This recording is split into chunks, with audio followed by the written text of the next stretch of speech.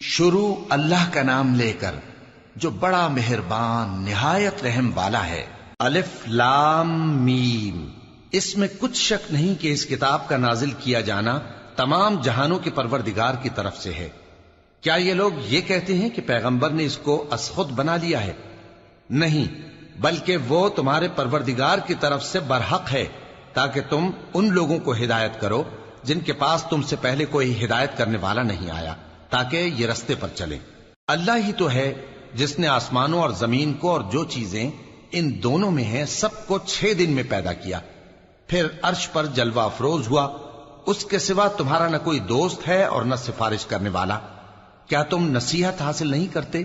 وہی آسمان سے زمین تک کے ہر کام کا انتظام کرتا ہے، پھر ہر کام ایک روز جس کی مقدار تمہارے شمار کے مطابق 1000 برس ہوگی اس کی طرف رجوع کرے گا۔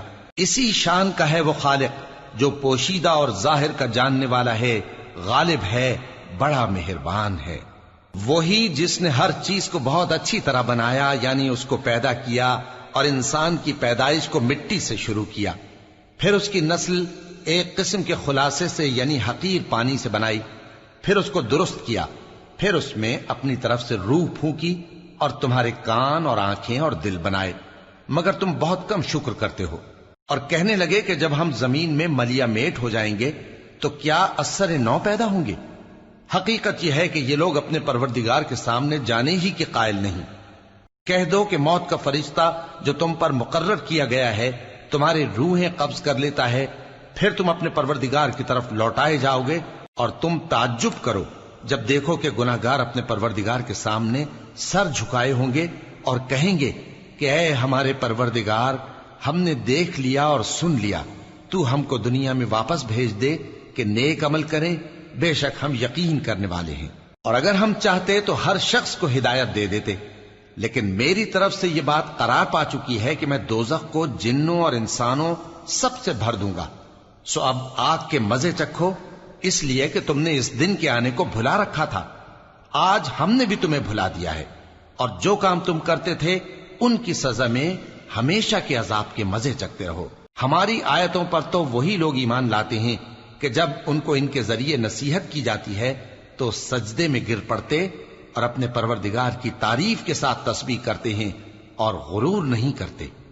ان کے پہلو بچھونوں سے الگ رہتے ہیں، اس حال میں کہ وہ اپنے پروردگار کو خوف اور امید سے پکارتے اور جو کچھ ہم نے ان کو دیا ہے اس میں سے خرچ کرتے ہیں۔ سو کوئی شخص نہیں جانتا کہ ان کے لیے کیسی آنکھوں کی ٹھنڈک چھپا کر رکھی گئی ہے، یہ ان اعمال کا صلہ ہے جو وہ کرتے تھے۔ بھلا جو مومن ہو وہ اس شخص کی طرح ہو سکتا ہے جو نافرمان ہو؟ دونوں برابر نہیں ہو سکتے۔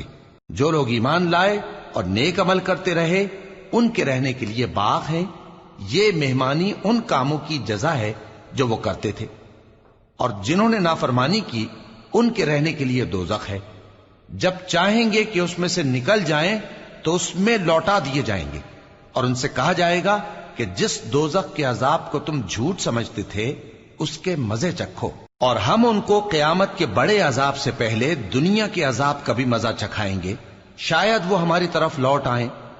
اور اس شخص سے بڑھ کر ظالم کون جس کو اس کے پروردگار کی آیتوں سے نصیحت کی جائے تو وہ ان سے منہ پھیر لے۔ ہم گناہگاروں سے ضرور بدلہ لینے والے ہیں۔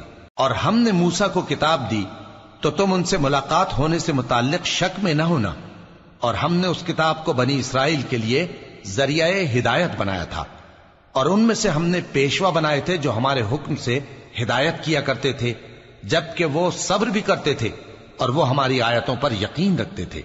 بلا شبہ تمہارا پروردگار ہی ان میں جن باتوں میں وہ اختلاف کرتے تھے قیامت کے روز فیصلہ کر دے گا۔ کیا ان کو اس امر سے ہدایت نہ ہوئی کہ ہم نے ان سے پہلے بہت سی امتوں کو جن کے رہنے کے مقامات میں یہ لوگ چلتے پھرتے ہیں ہلاک کر دیا؟ بے شک اس میں نشانیاں ہیں، تو یہ سنتے کیوں نہیں؟ کیا انہوں نے نہیں دیکھا کہ ہم بنجر زمین کی طرف پانی رواں کرتے ہیں، پھر اس سے کھیتی پیدا کرتے ہیں جس میں سے ان کے چوپائے بھی کھاتے ہیں اور یہ خود بھی کھاتے ہیں؟ تو یہ دیکھتے کیوں نہیں؟ اور کہتے ہیں اگر تم سچے ہو تو یہ فیصلہ کب ہوگا؟ کہہ دو کہ فیصلے کے دن کافروں کو ان کا ایمان لانا کچھ بھی فائدہ نہ دے گا اور نہ ان کو مہلت دی جائے گی، تو ان سے منہ پھیر لو اور انتظار کرو، یہ بھی انتظار کر رہے ہیں۔